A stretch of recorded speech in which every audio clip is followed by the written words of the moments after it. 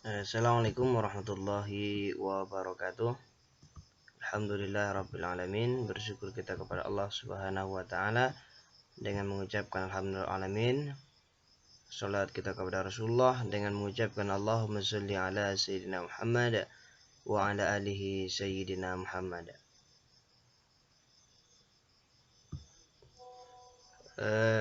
Berjumpa lagi kita di pembahasan mata kuliah manajemen humas dan pelayanan publik dari kelompok 1.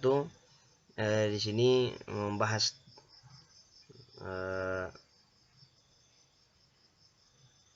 tentang di sini kami memperkenalkan dulu terlebih dahulu, yaitu Abdul Aziz pertama, yang kedua Nur Hadisisi, kemudian Riki Purnomo, kemudian Wirna Astuti, Patika Perandona. Di sini itu dosen pengampu kita, itu Bapak Al-Fadilah Hasan MM.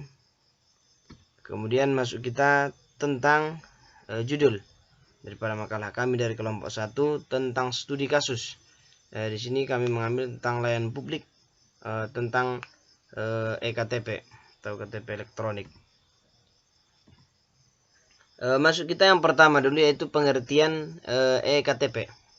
Jadi EKTP itu atau elektronik kartu tanda penduduk adalah suatu kartu tanda penduduk yang dibuat dari mesin elektronik dan ditulis dengan data kita digital.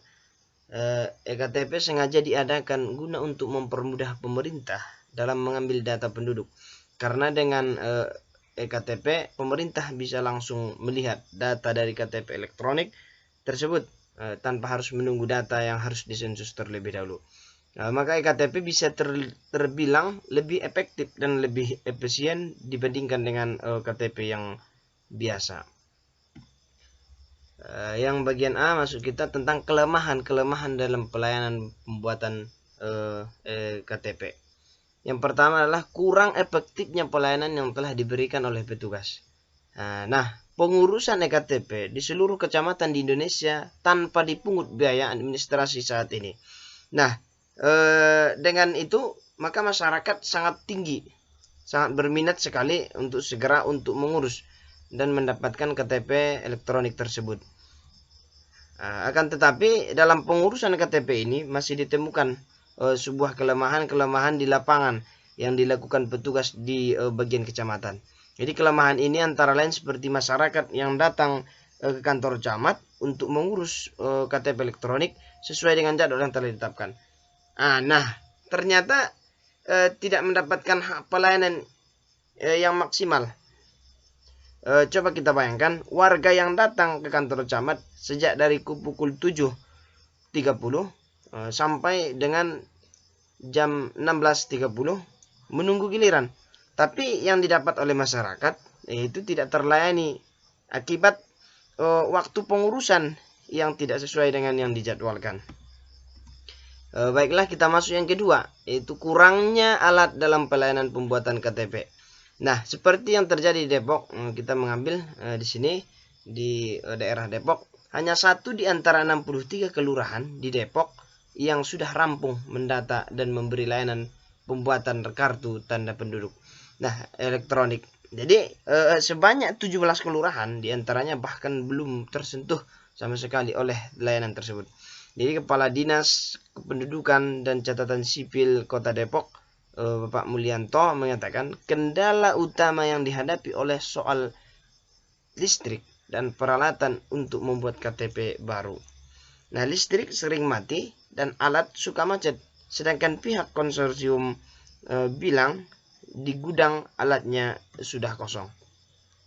Kemudian masuk kita ke yang ketiga, yaitu kurangnya informasi yang jelas untuk masyarakat.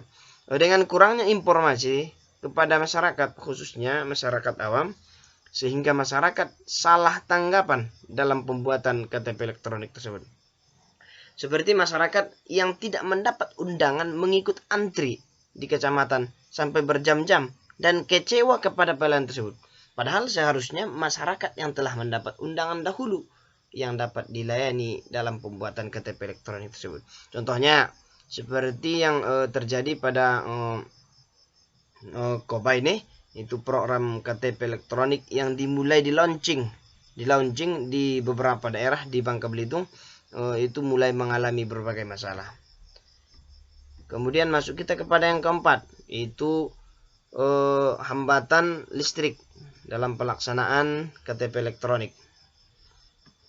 Hambatan berikut yaitu pemadaman listrik seperti yang terjadi di Pekanbaru, di Kabupaten Kampar. Pemadaman listrik tersebut sampai 3 jam sehingga penghambat dalam pelaksanaan pelayanan pembuatan KTP elektronik. Jadi Bapak Kepala Dinas Bidang Administrasi Kependudukan Dinas Kependudukan dan Pencatatan Sipil di Dukcapil Kampar, Hamida kepada Tribun di hari Minggu mengatakan pemadaman listrik oleh PLN sangat mengganggu pengerjaan KTP elektronik di seluruh kecamatan di Kabupaten Kampar. Kemudian masuk kita kepada yang terakhir, yaitu tidak dibayarnya tenaga honorer pembuatan KTP elektronik. Nah, jadi keluhan ini ratusan tenaga honor.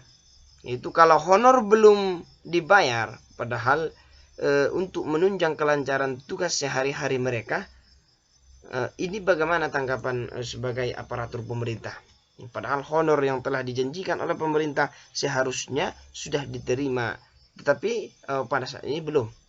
Jadi dengan belum diterimanya honor, para tenaga pelayanan pembuatan KTP elektronik mempengaruhi kurang maksimalnya pelayanan yang diberikan pada masyarakat. Maka sebab itu mereka para petugas di dinas kependudukan, mereka mulai bermalas-malasan dalam bekerja, kemudian melayani masyarakat kurang bagus dan kurang baik, dan kurang baik juga dalam pembuatan KTP tersebut. Nah, kemudian di sini terakhir kami dari kelompok 1, sebelum kami menutup, di sini ada sebuah kata-kata, itu tanamkanlah pendidikan kepada anak-anakmu saat ini karena mereka akan hidup di masa yang berbeda dengan masa yang sekarang. Kenapa? Tentu orang ketika dia berpendidikan, berperilaku baik, kemudian diajarkan etika, sopan santun dan adab, maka ketika ada adab, ya, ditanamkan adab dalam dirinya, maka pada saat itu ketika dia kelak nanti misalnya di dinas kependudukan untuk melayani masyarakat, maka dia akan tahu bagaimana etika, bagaimana sopan santun, bagaimana tutur kata kepada orang tua, kepada yang di bawahnya, kepada yang setara dengannya. Maka seperti itu tentu dengan apa?